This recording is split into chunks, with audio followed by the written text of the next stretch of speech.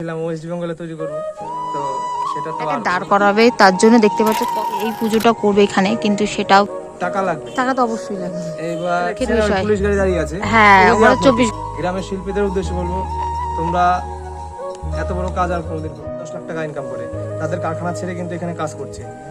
দেবীপক্ষের আগমনেই আমাদের বিসর্জন।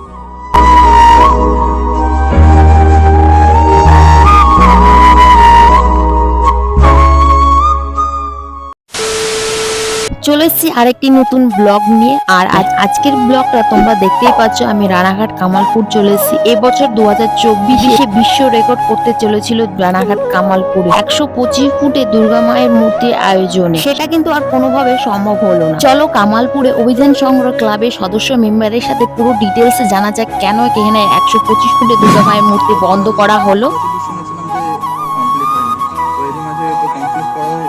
কাজ করলেও তো বোধহয় মুশকিল হয়ে যাবে। 18 তারিখ থেকে কাজ বন্ধ, 18 তারিখ থেকে কাজ বন্ধ করে দিয়েছে। আজকে 2 তারিখ, এই কয়েকদিন কাজ বন্ধ। তার আগে আমাদের বৃষ্টির জন্য কাজ বন্ধ ছিল, তারপরেও এই কিছুদিন আগে পারমিশন দেওয়ার কথা ছিল সোমবার দিন, হয়তো সোমবার দিন। তো ওই দিন দিলেও আমরা ডে নাইট 24 ঘন্টা কাজ করে একটা কিছু নিয়ে যেতাম। হয়তো দেখা ষষ্ঠী সপ্তমীর মধ্যে আমরা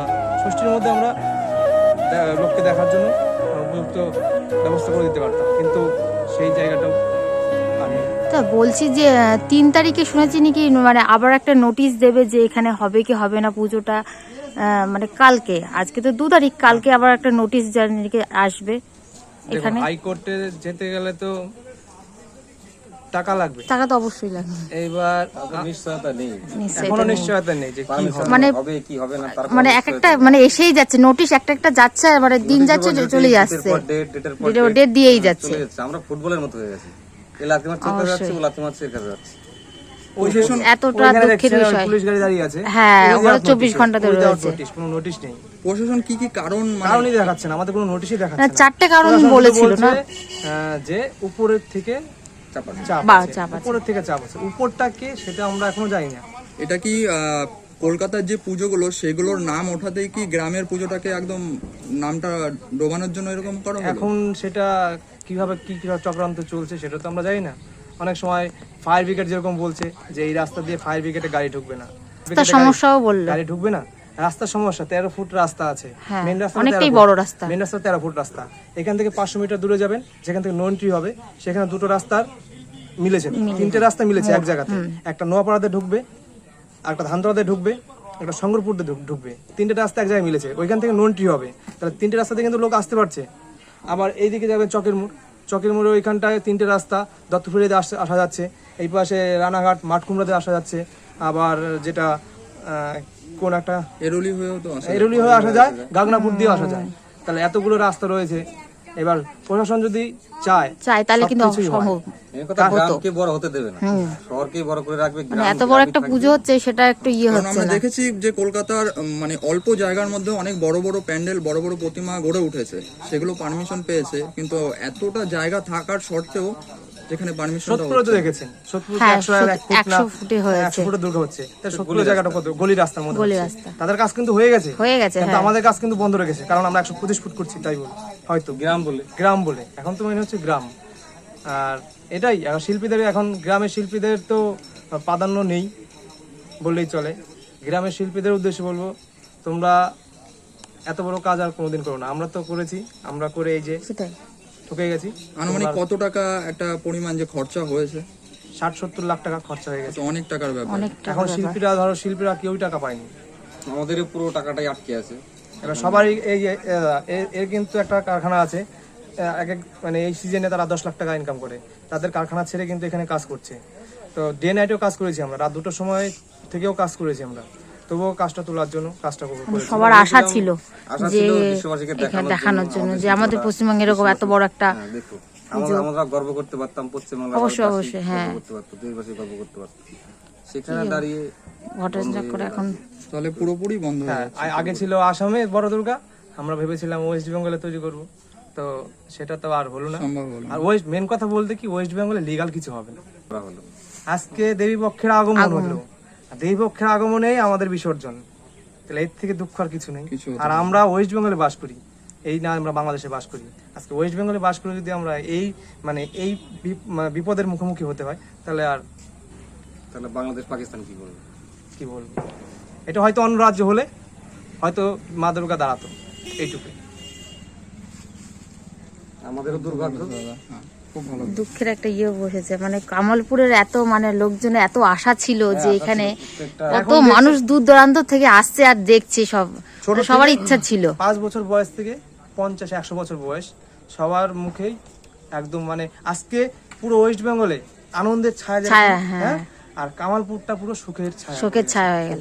ঠিক আছে, কারো খাওয়া দাওয়া নেই, আর এরা কেউ মার্কেটিংও করেনি, কারণ 18 তারিখ থেকে সবার মানে আমাদের কাজ বন্ধ, তো ওই টাইমটি থেকে মার্কেটিং করা শুরু ছিল, হয়তো তারা কেউ মার্কেটিং করেনি। কাজ আমাদের আগে কাজ চালু হোক, তারপর আমরা মার্কেটিং করবো। আপনি হয়তো দেখবেন কারোর মুখ হাসি নেই মুখে। দেখো এখানে 50-60 বিঘা জমি আছে, সবাই চাষের জমি, হ্যাঁ সবারই চাষের জমি, সবাই ফেলে রেখেছে, কেউ ফসল করেনি। এই একটা আশার জন্য। হ্যাঁ আরো বলেছে যদি আরো লাগে আরো দেবে, চাষিরাও ছেড়ে রেখেছে জমি, ফুলের জমি সব ভেঙে দেবে। এমন তো বিষয়, এত বড় একটা ডিএম সাহেব যখন এসেছিল তখন উনি কি বলে গেছিলেন? তখন আমরা ছিলাম না, ওই টাইমটা আমরা ছিলাম না। ডিএম সাহেব কি বলেছে সেটা আমরা জানি না। মোটামুটি দাদা মানে ওরা যদি চাইলেও কিন্তু অনেকদিন আগে কিন্তু মানে রাজিটা করে দিত, মানে এরকম তারিখের উপর তারিখ দিত না, ঠিক আছে, যে তোমরা এত বড় করতে পারবে না, তখন ওনারা বলেছে ঠিক আছে তোমরা এত কিছু হওয়ার পরে এখন যদি বলা হয় মাঝ রাস্তায় কাজ করো, তাহলে আমরা এত কাজ এই পর্যন্ত কাজ করলাম, আর 6 মাস কাজ করছি, কেউ কিন্তু টাকা পয়সা পায়নি। 10-15টা শিল্পী নিয়ে আমাদের মধ্যে রাষ্ট্র পুরস্কার শিল্পীও আছে, তারা কিন্তু কাজ করেছে। এতদিন কাজ করার পর 1 টাকা পায়নি, তাদের ফ্যামিলিটা কি করে চলবে? সবাই তো গ্রামের শিল্পী, তাদের ফ্যামিলিটা কি করে চলবে? আজকে হট করে বন্ধ করে দিল পুজোটা। এখানে তো কোনো ছেলে খেলা হচ্ছিল না, এখানে প্রতিমা নির্মাণ হচ্ছিল প্রফেশনাল শিল্পীদেরকে নিয়ে। সবার আশাটা একদম পুরোপুরি ভাবে স্থগিত করে ফেললো, পুরোপুরি নষ্ট করে দিল।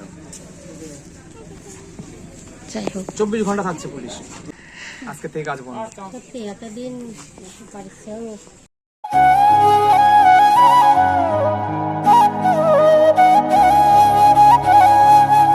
তাছাড়া এই চারি সাইডে দেখতে পাচ্ছ গ্রামের মানুষজন আসছে, সবাই আসছে আর যাচ্ছে, সবার মনে একটা দুঃখ আশঙ্কা রয়েছে। সবারই ইচ্ছা ছিল 125 ফুটে দুর্গা মায়ের প্রতি আয়োজন করবে এবং বিশ্বের সবাইকে দেখাবে, কিন্তু সেটা আর কোনোভাবে সম্ভব হলো না। রানাঘাট কামালপুরে দুঃখের শোক বসে গেছে, দেখতেই পাচ্ছ সবার মনে কিন্তু একটা দুঃখের আয়তোষ লেগে এইভাবে ছন্নছাড়া হয়ে রইলো, আর এইভাবেই কাজটা কিন্তু স্টপ করা হলো, আর কিন্তু কাজ আগাবে না। দেখতেই পাচ্ছ আর এখানে যে ছোট যে ঠাকুরটা দেখতে পাচ্ছ, মেনলি এই ঠাকুরটা কিন্তু পুজো হতো, কিন্তু দেখতেই পাচ্ছ এই ঠাকুরটা কিন্তু আর পুজো হবে না। কাজটি পুরো মুখোমুখি হওয়া সত্ত্বেও কিন্তু আর কাজটি পুরোপুরি ভাবে সম্পূর্ণ হলো না। আর এটা ছিল লক্ষ্মী, দেখতেই পাচ্ছ লক্ষ্মী কিন্তু অলরেডি ফাইবারের কাজটা পুরোপুরি ভাবে কমপ্লিট হয়ে গেছে। রানাঘাট কামালপুরে পুরোপুরি হওয়া সত্ত্বেও কিন্তু আর পুরোপুরি ভাবে আর কমপ্লিট হলো না। আর এই পাশে এটা দেখতে পাচ্ছ, এটা কিন্তু লক্ষ্মী ঠাকুর, দেখতে পাচ্ছ পুরো ফাইবারের কাজ পুরো কমপ্লিট হয়ে গেছে, তারপরেও কিন্তু পাশাপাশি এখানে দাঁড় করিয়েও রেখেছে। আর এই পাশে দেখতে পাচ্ছ বাঁশের উপর প্যান্ডেল করেছে, মানে পুরোপুরি মানে মায়ের মূর্তি, লক্ষ্মী, গণেশ সবার মূর্তি কিন্তু এখানে দাঁড় করা। তো দেখতেই পাচ্ছ